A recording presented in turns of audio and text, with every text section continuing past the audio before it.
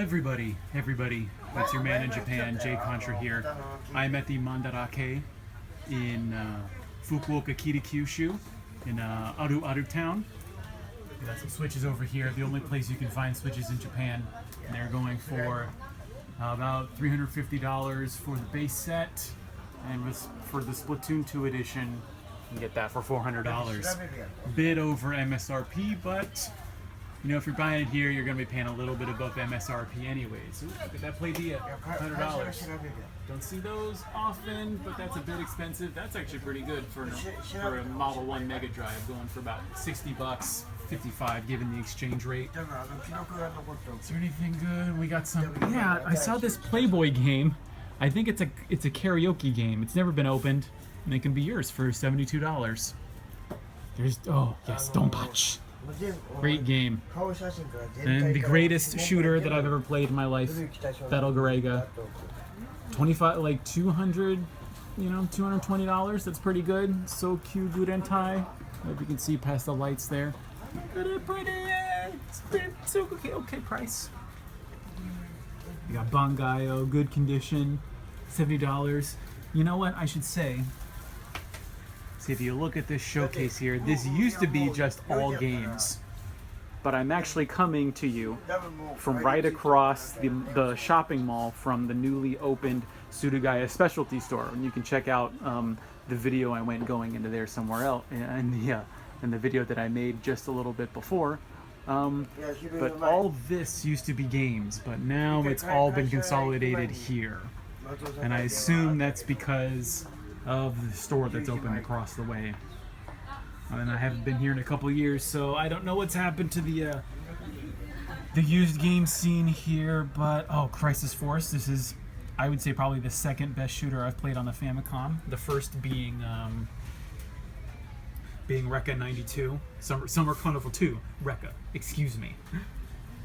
We got the F-Zero X expansion kit and Doshin the Giant for the 64 disc drive. Then how much is Contra 3 going for? Actually, $70? That's actually pretty good. I can go for like 100 in Tokyo. And then, oh man, this must be the most expensive Xbox game, Fatal Frame 2. $150. Then we've got the Wii Fatal Frame. We got some other expensive Xbox games. Not too many of those though, not yet. Now is the time to buy Xbox and Xbox 360 games. Because those, right now, PS1 games, yeah, look at this shit. PS1 games, I don't even know what that is, but it's $150. Langrisser. Anything crazy? No, nothing crazy in terms of PlayStation. Although I did see, oh yes, here's an action game, Guevara, for the Famicom. $35 is actually pretty insane. If I had cash, I would buy it. And so maybe when I come back sometime, I'll pick it up. But usually I think that's like a $60 cart. Oh yeah, and then we had some late release Dreamcast shooters. I think the one on the right, that one, what is it? Torigahato Exerika. That came out in 2006, 2007 for the Dreamcast. So that came out about 5 or 6 years after the system was discontinued. And that's why, I mean, it's not actually that expensive. You can actually buy new copies. Holy shit, is that a Neo Geo for $200? Oh, wait, AV cable, wait, 2 controllers. Holy shit, that's actually pretty good for a Neo Geo, $200. It's got 2 controllers. You can see it's got the Neo Geo CD controller, and then it's got the base controller, and it's got the adapter as well, and the AV cables. Oh, I wish I had money. Oh god. Well, maybe if it's here in a month, I'll definitely pick that up. And now we will go past all of the DVDs that apparently people in Japan still collect DVDs. Some more crap. Oh yes. So we'll go to now what has become the very tiny game corner. So you can't even see the games anymore. This used to be games, this used to be games, games used to be a bit over there. These cartridges have always been here. Is there anything good in here? We got Super Chinese. How much is that? $4. Urban Champion. Oh wait, I actually need to pick up Urban Champion to complete my 1984 set. of Famicom games. This is Balloon Fight. That's in 1985. Well, let's see, copyright 1984, but I think it released in January, so I gotta pick that up one of these days. Not right now, though. I will pick up Urban Champion, though. Anything else? Not gonna go in too deep, although apparently I've got a lot of time to go deep in here because definitely a lot less stuff than I remember. It's been 3 years since I've come here. Revolution X. I don't think I've ever played that.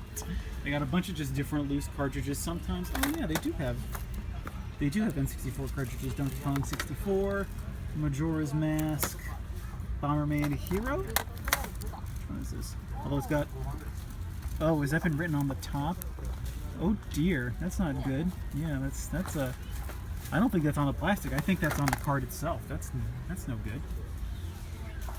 Let's see, anything else that's good? No, we got Goemon, $10. We got a Sailor Moon game, $6. We got Donkey Kong, Donkey Kong Jr.'s Donkey Kong Jr. plays with math. Farming Simulator 17 if you want to be hardcore. I don't think I've actually ever seen that in the wild. Baseball spirits. They like to keep the collector's editions at the top. They take up so much space. Hopefully you can see it over the lights that are just blaring. That's kind of what kills me about stores like this, is that they blast the lights. And so what'll happen is if these games don't get moved out, their boxes just start to fade. And you'd think that stores like this would know that. But I've seen it at least in certain, in some of the more like what in like Gayo, what I'd call the GameStop of Japan. They just, oh, their lights are so intense, and they sometimes like to keep the games out in the open, and oh, the faded covers that I've seen, it's just tragic. Oh yeah, this is where see, like, look at this.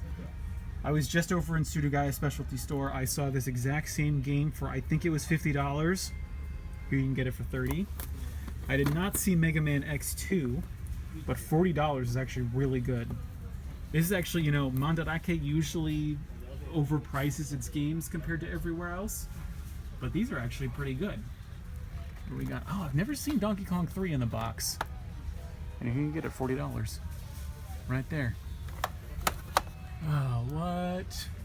Anything else? Oh, love Hina for the Dreamcast. That takes me back. That was one of my first mangas that I ever read.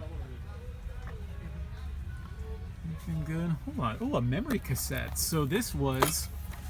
So memory cassettes came in boxes like these. And throughout the 90s, you could buy blank cartridges. And you could plug them into what were called Nintendo Power Machines in various convenience stores. I think Lawson was the main one, and you could have games written to them. And some games were exclusive to this system, and then were released on the cartridge later, like Thrakia 776 from the Fire Emblem series. Does it say what game it is? Oh, this is Rockman X. What are you? Oh, Super Mario Collection. Huh, okay. I mean, it's not a bad game, but it's also, oh wait, but like $30 for Super Mario Collection? No, I don't think so. We got Final Fight 2. Hopefully I can show you off the glare.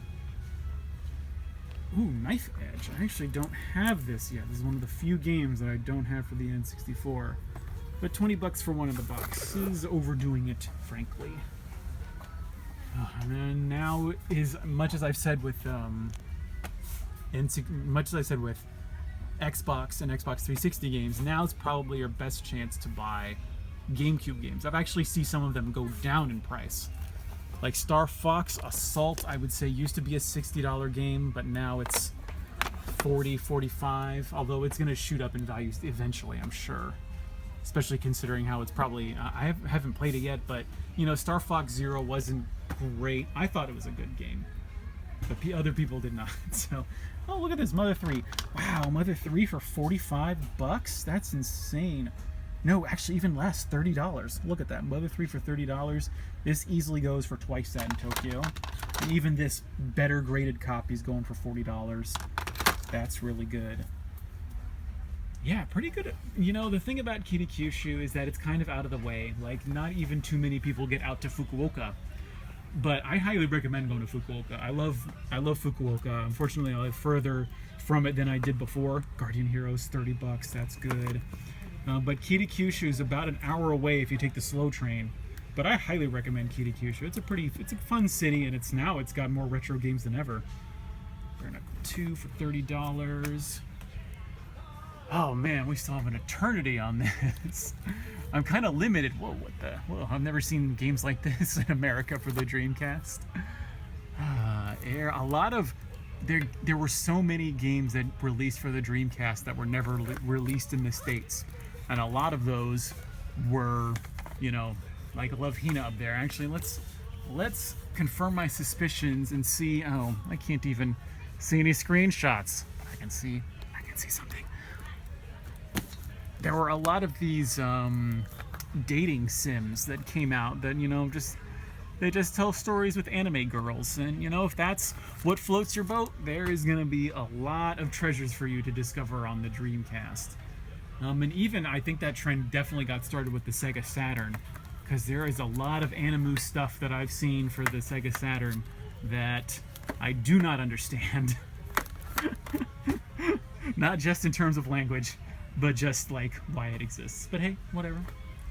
Oh, and then I saw these before. These are Neo Geo games that are kind of missing something. Like I think this one's missing its manual, but it's also only $20. But then again, these aren't really the most expensive Neo Geo games to begin with.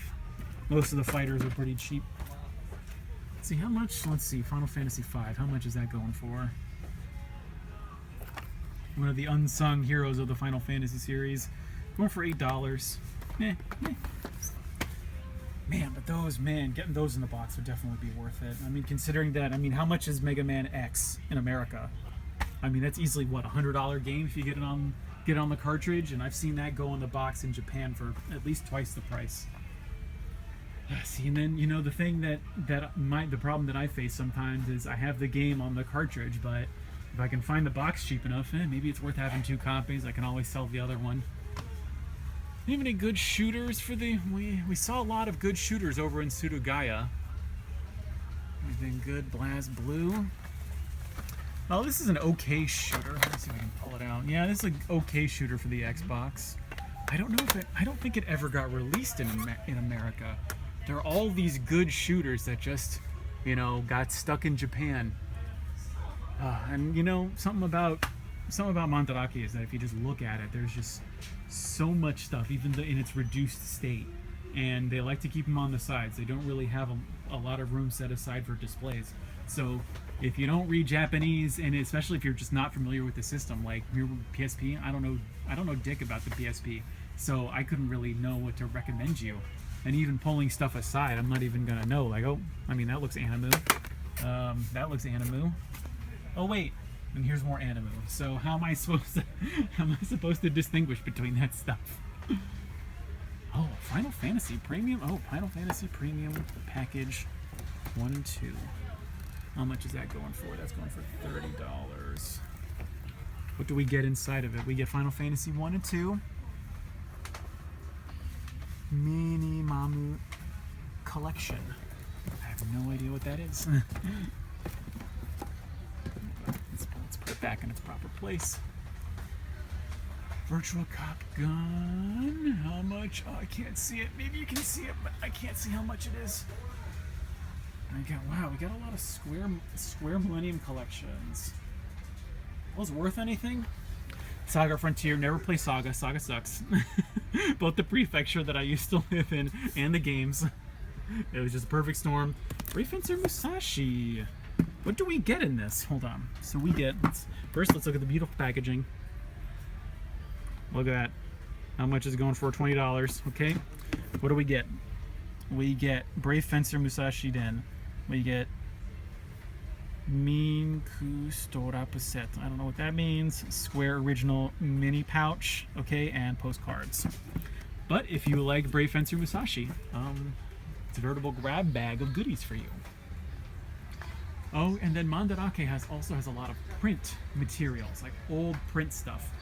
So here we've got a lot of strategy guides. Like, so you know that the memory cassette, the memory cartridges that I was showing you over there?